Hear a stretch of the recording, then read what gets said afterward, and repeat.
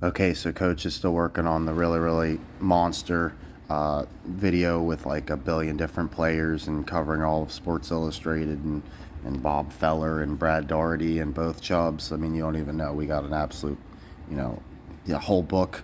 We got to do all of weird moments in Cleveland sports, Bottlegate, bed bugs, and burying the pennant.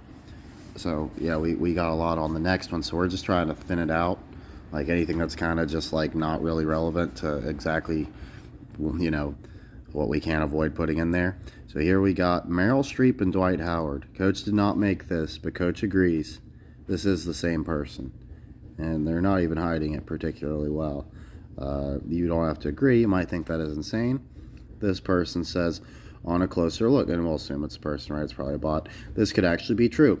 Eventually, all of these cast and showbiz can be cloned and therefore identical. Only gender and skin color can be easily modified because they are mostly lab created and raised.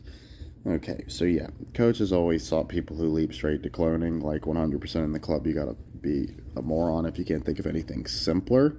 This person said, or they are wearing masks and skin suits. Have you seen that painting by Michelangelo that depicts a skin suit? So, of course, Coach believes it's probably more likely a suit or some sort of digital manipulation. Like, there's probably not an army of the same person running around. But to this person's defense slash bot, if Coach had to make an argument for cloning, they definitely grill you about cloning a lot in like the ethics realm. So Coach always thought that was really weird. That's like they really want to know about cloning, like they're really doing it. Not even like we're about to do it, but like we were really, really, really already doing it. And there's all sorts of weird like incestual situations, what have you, right? So Coach had a weird experience in high school where his teacher, one of the ones that was, into the weirder stuff, right? Like talking about like ethics and sociology and more like studies of humans. He had like a projector type thing, and like start the class, he just had a picture on the screen of a person, and this girl in the class was like, that didn't like me. She was like, "Ooh, that's creepy. Why do you have a picture of Trent?" And I looked and I was like, well, that is kind of weird, but like at least I look good. I wonder where he's going with this. And he showed it was Mick Jagger, which I was like, whoa, what the fuck? And me, like, not everybody in the class thought we looked the same. Don't get me wrong, but the person who really hated me and me, the person who would care most if my picture was up there, right? Like, we both got fooled, right? So like if you had a strong emotional reaction, you wouldn't have been able to tell the difference. And to this day, I swear, like we didn't age looking the same, but until adulthood, like dead ringer, no joke. The lips, the hair, the eyes, like it absolutely blew my mind. And I never liked the Stones or anything, and never really looked much at Mick Jagger. I always thought he was really strange looking because I saw like the old man version, right? So I started looking into him. We have the exact same birthday. Not only that, we're the same primal astrology sign, meaning not just the day and month lineup, but also the year in a 12-year cycle, right? So we're both swans. So I thought that was weird.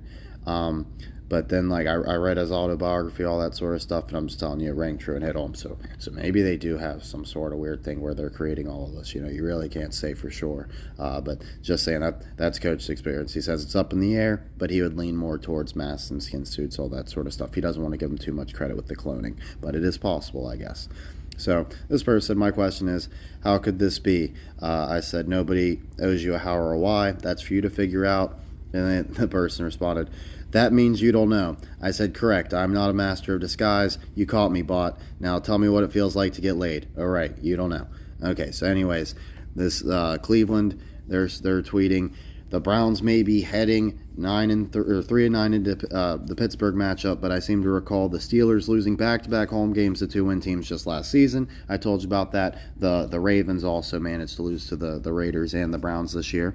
It would be the perfect day to secure the first season sweep of the Steelers for the first time since 1988 and get our first win in Pittsburgh since 2003. The ensuing meltdown from their fan base would be unlike anything we've ever seen. So yeah, it's poised for the Steelers to absolutely melt down, but they're just going to get a win here or whatever, right? So you already saw Coach's bets. You'll probably think this one is interesting. Viral photo of cellmate playing NBA 2K on a 60-inch flat screen. Coach immediately thought, is that Giannis Antetokounmpo? And sure enough, he went to visit a prison and shares inmates with stories. Of course, that doesn't mean for sure, but it is interesting, right? So, medium security Wisconsin State Prison. Right, so Coach thinks that's who that is playing a role. Coach has always been very annoyed with the Hawk Tua girl, obviously. I don't think it takes a genius to realize something's up there. But just how over the top it was insane. Like the AI would, like, if you like were to start a game or something on like Rocket League or something and pick like a random name, like you're gonna be called Hawk Tua, and like I literally had a match where it was like Hawk Tua versus Hawk Tua.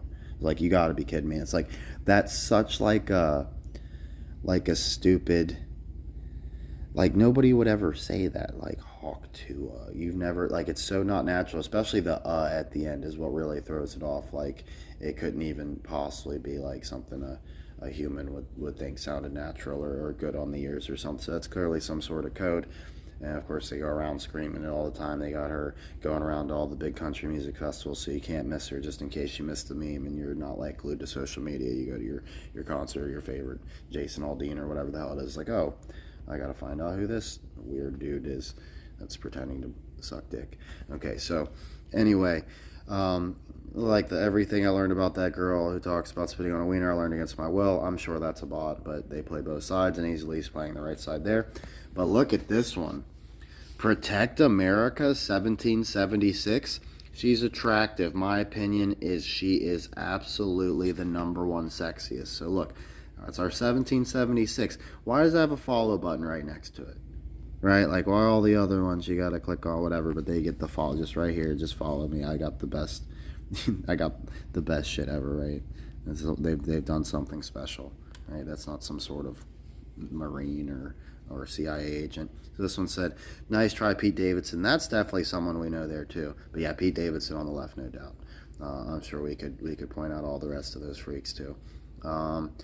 So this person on the Ravens podcast is complaining that they haven't been making very good decisions this year. Bringing in Deontay Johnson didn't make much sense at all. Yes, they signed a receiver away from the Steelers, who used to play for them, and now they're suspending him because he doesn't want to play for them.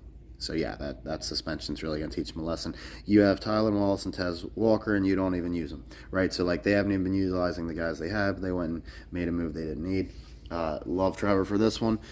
For my Arizona Cardinals, who I have being cursed from 1947 to 2063 for a 116-year curse. He pointed out, 116 is 9/11 upside down, so it'd be very fitting for the most cursed American team to have that. And he wants to check out the Birmingham City curses and the Gypsy curses. I'm down with all that. That sounds like a blast. Now, and I've been wanting an excuse to get into soccer. It's just we got so much to catch up on. We're gonna have to pick like a small league or something. We can't just do like the whole world of soccer, right? So, Coach whiffed on Oregon versus Penn State. Incredibly tough game to call. I knew going into it, but I was like, if I even have a feeling that the undefeated number one team could get knocked off, I gotta take it, and it did seem right for Penn State to get that one. Then Penn State and Oregon would both, or Penn State and Ohio State would both have, or Penn State would have a win over Oregon, whereas Ohio State doesn't. So when they match up, you would be looking harder at Penn State. But of course, they both lost that game. I don't really know exactly how they're playing that one out, to be honest. And maybe we always know it might not even be Penn State. We don't need it to be Penn State. We didn't put any money on Penn State. We want Ohio State, right? But that's just the one sitting there that makes the most sense. Maybe it's not them. But also what this does for Vegas with the Oregon win, which was the more obvious script the whole time, it just didn't seem like they were quite playing it up that way, is that now you're going to be even more sure. Like, they just beat number 3. You know what I mean? So they're absolutely cruising. Same with Georgia. They just beat number 2. We want them right away. We hope our Buckeyes are matching up with them round 1.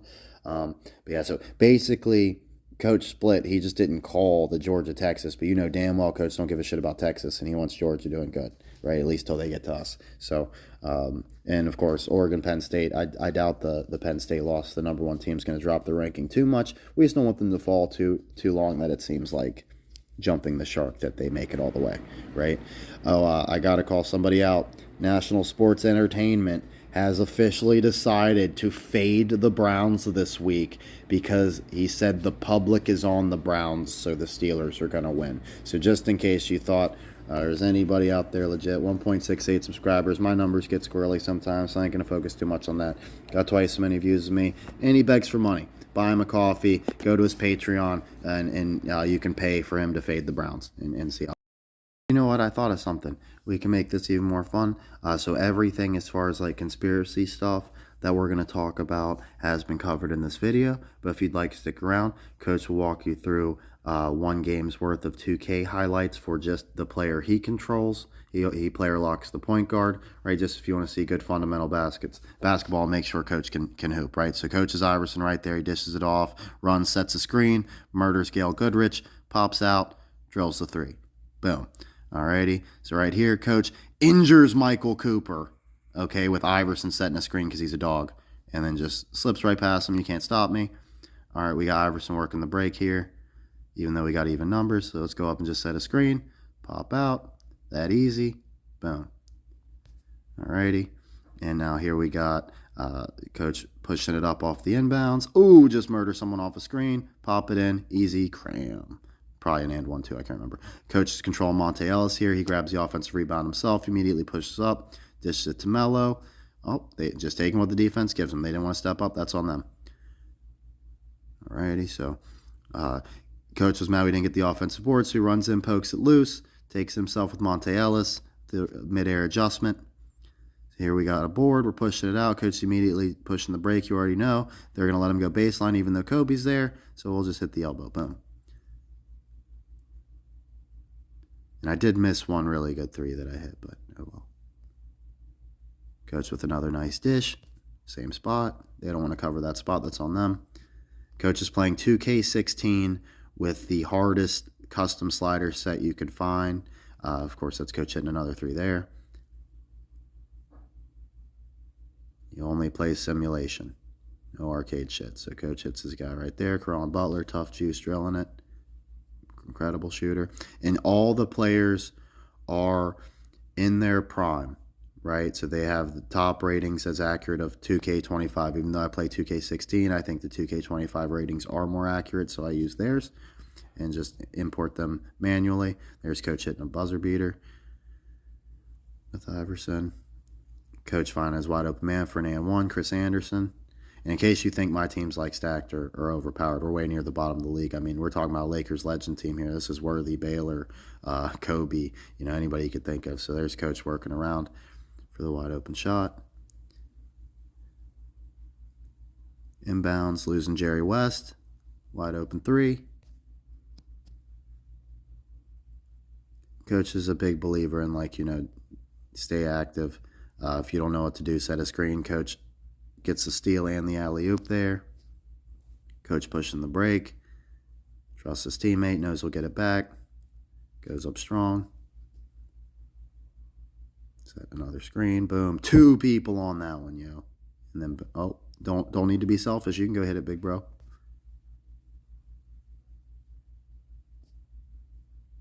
So yeah, Coach knows how to tear up the hardwood, for real. Usually, Iverson and Melo don't play on the same line, right? Like, I actually bring Iverson off the bench, but he gets starter minutes. I just think he plays better off the bench. It's just not enough ball to go around for him and Melo on the court at the same time, especially if you got Monte Ellis in the rotation.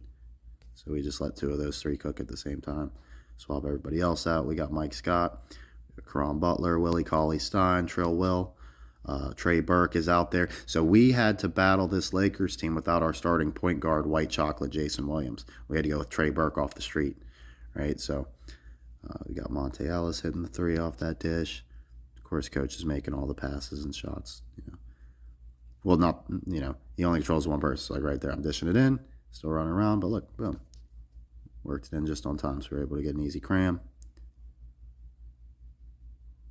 Coach being patient, setting a screen. Look the way he sealed off that dude that, so he couldn't get anywhere near my shooter. Coach is mad unselfish. He just wants to win. That's what it takes to win. You got to do everything you can, especially if you're undersized. You can't be lazy on defense and shit and not boxing out or whatever. Coach hit that one, of course. Running the break, moving the ball around. Draws the three. Chance in and one.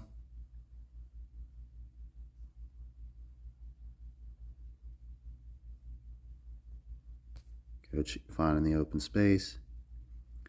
So this was for the game. We were down 3. Couldn't hit it. So there you go. In case you're a stats nerd, so 43 performance rating, highest for either any player on either team. 28 points, 3 boards, 7 assists, a steal. I did turn it over 3 times. I regret that. Went 10 of 16 from the field, so excellent shooting percentage. 5 of 8 from 3. Hit all 3 free throws when you saw we got fouled. So we should have just got to the line more and not turned it over as much. That's really the main thing we did wrong. And Ellis turned it over way too much. He's just not a great passer. And usually we have Jason Williams, White Chocolate, to make up for that lack of passing and better ball handling.